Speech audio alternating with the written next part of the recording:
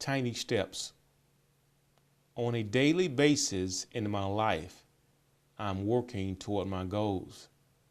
I've knocked on many doors and received many no's.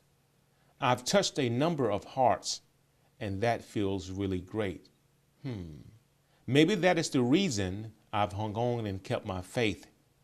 When you have a vision as I do, that no one can really see, it can seem a little confusing, but I truly believe in me. I've had my ups and downs. I've had my sleepless nights.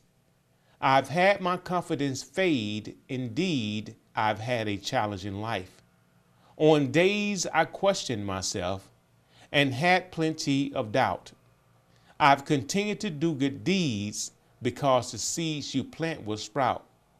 Yes, little tiny steps with little steps of faith and little steps of progress will propel you along your way.